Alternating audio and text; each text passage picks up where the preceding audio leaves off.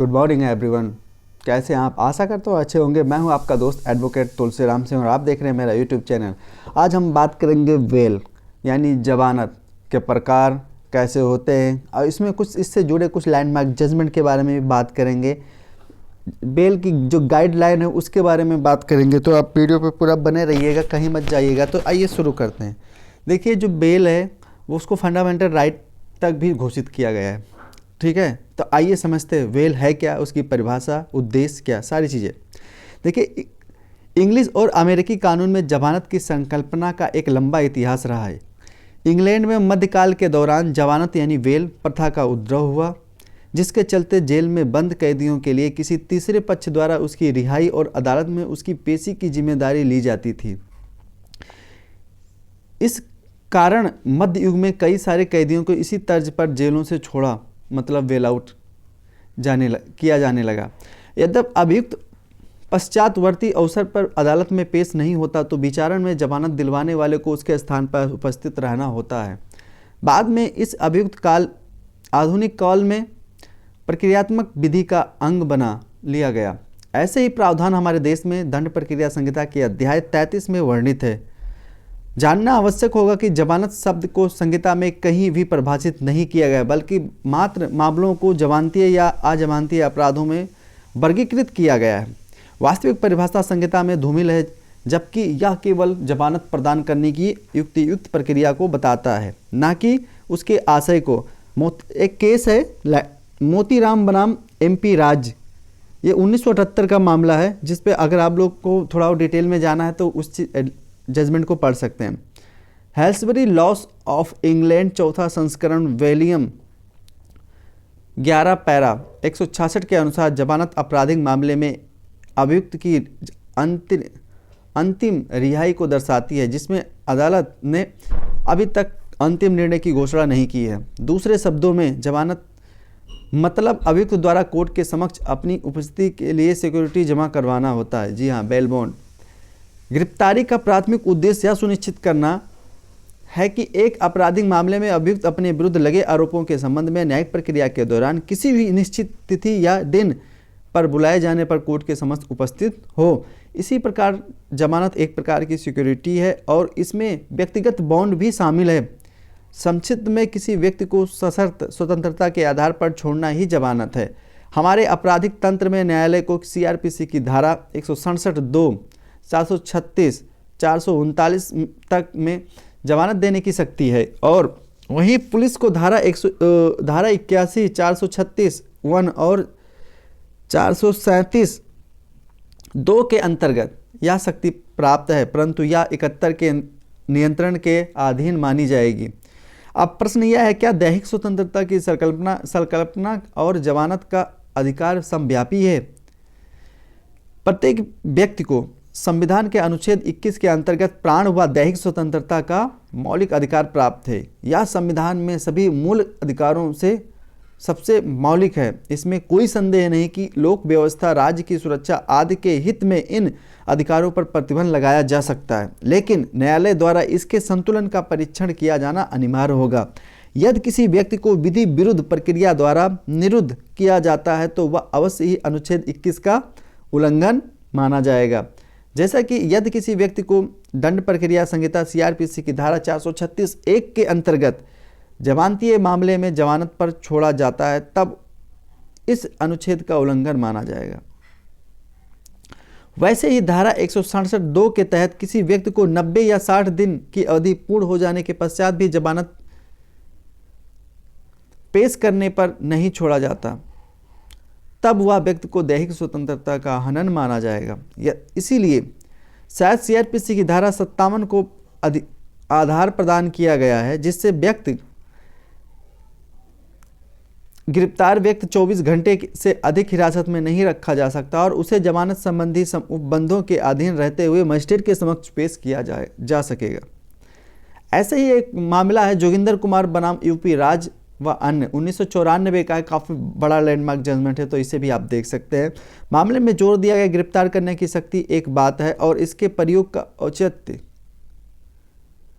अलग बात है। पुलिस अधिकारी को अपनी शक्ति के अलावा गिरफ्तारी को सही ठहराने में सक्षम होना चाहिए। इसीलिए किसी व्यक्ति की गिरफ्तारी और पुलिस हिरासत में रखने की उसकी प्रतिष्ठा और स्वाभिमान को अपूरणीय क्षति हो जाती है। इस कारण यह कोर्ट का दायित्व है कि वो जमानत देते समय मामलों के तथ्यों व सामग्री पर पूर्ण ध्यान दे, अन्यथा ऐसे में यह अनुच्छेद 21 का उल्लंघन माना जाएगा, क्योंकि व्यक्तिगत स्वतंत्रता से बढ़कर कोई स्वतंत्रता नहीं है और इसे अक्षुण्ण बनाए रखने में या इसको बनाए रखने में मतलब इससे बढ़कर कुछ और कर्तव्य या कोई ड्यूटी नहीं है। हाल में सीरियस फ्रॉड इन्वेस्टिगेशन ऑफिस बनाम राहुल मोदी 2022 का केस है, एससीसी सुप्रीम कोर्ट केस का है, जिसमें शीर्ष न्यायालय ने तय किया कि यदि धारा 167(2) के अंतर्गत रिमांड आदेश अवैध है तो पीड़ित संविधान के अनुच्छेद 32 या 226 के अधीन बंदी प्रत्यक्षीकरण की याचिका दायर कर सकता है, क्योंकि मूल अधिकारों और संविधिक और अधिकारों में टकराव होने पर हमेशा मूल अधिकार ही अभिभावी होंगे। कहना उचित होगा कि जमानत प्रदान करने से इनकारी अनुच्छेद 21 के अंतर्गत एक प्रतिबंध है, परंतु किसी व्यक्ति को दैहिक स्वतंत्रता से वंचित करने के लिए अपनाई जाने वाली प्रक्रिया न्यायपूर्ण व युक्तियुक्त होनी चाहिए। बिहार राज्य बनाम कमलेश्वर 1965 का एक जजमेंट है, इसे भी आप देख सकते हैं। इसीलिए एक युक्तियुक्त उपबंध होने के कारण दैहिक स्वतंत्रता और जमानत का अधिकार दोनों एक दूसरे के अनुपूरक और समव्यापी हैं। अब सवाल यह आता है जमानती अपराध और अजमानती अपराध में क्या अंतर है। तो आप लोगों को बताना चाहूँगा, संहिता में वर्गीकरण के आधार पर जमानत के संबंध में अपराधों को 2 श्रेणी में विभाजित किया जा सकता है, जैसे जमानती अपराध यानी वेलेबल वारंट और अजमानती अपराध यानी नॉन वेलेबल वारंट। अब प्रश्न यह है कि 2A के अनुसार जमानती अपराध अर्थात वह अपराध जो संहिता के अंतर्गत अनुसूची 1 में जमानती बताए गए हैं। महत्वपूर्ण है कि धारा 50 के अनुसार जब किसी व्यक्ति को बिना वारंट के गिरफ्तार किया जाता है तो यह पुलिस अधिकारी का कर्तव्य है कि वह उस अपराध का पूरा विवरण बताए जिसके लिए व्यक्ति को गिरफ्तार किया गया है। जिसके अलावा यदि किसी अपराध के लिए व्यक्ति को गिरफ्तार किया गया वह जमानती है तो यह पुलिस का कर्तव्य है कि वह यह सूचित करे कि जमानत देने के बाद जमानत पर रिहा होने का हकदार है।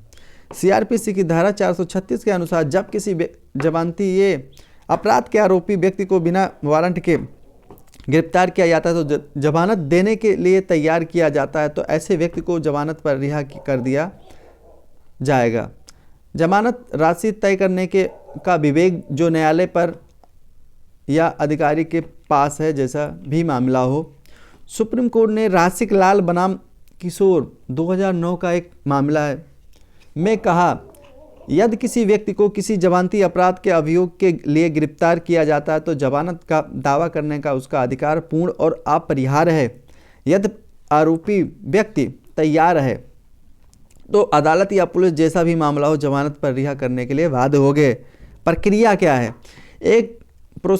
एक जमानती अपराध के मामले जमानत के आवेदन करने के लिए व्यक्ति को जमानत पर एक फॉर्म यानी फॉर्म नंबर 45 भरना होगा जो कि पहली सूची में दिया गया है और जमानत के लिए आवेदन करना होगा और अदालत को जमानत देनी होगी। सीआरपीसी की धारा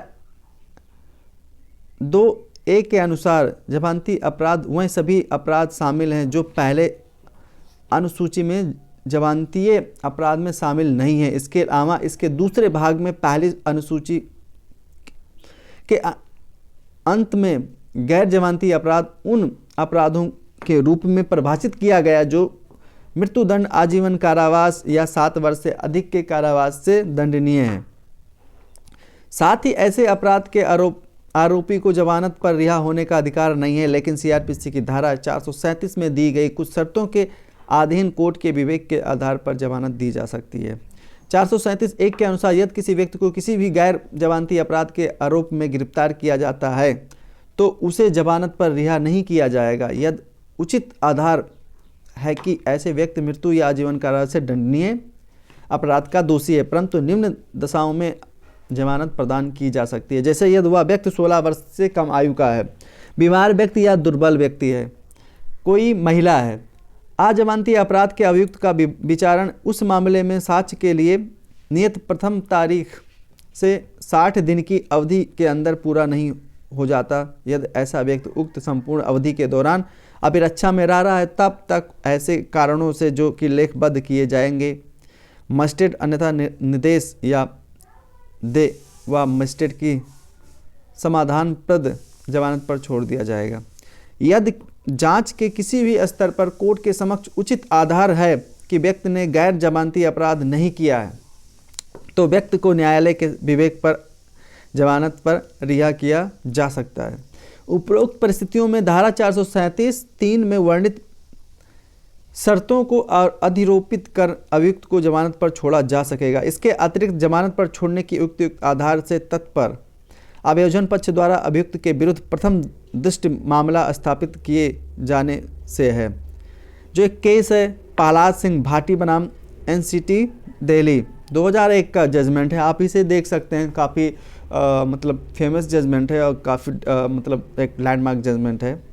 इस निष्कर्ष में यह कहना उचित होगा कि जमानती अपराध के मामले में जमानत पर एक अधिकार है, परंतु अजमानती अपराध के मामले में यह न्यायालय के विवेकाधिकार पर आधारित एक शक्ति है। इसलिए यह भी इंगित करना उचित होगा कि 437 दैहिक स्वतंत्रता के मूल अधिकार का एक अपवाद है। कल्याण चंद्र सरकार बनाम राजेश राजन 2005 का है अपवाद से रिलेटेड।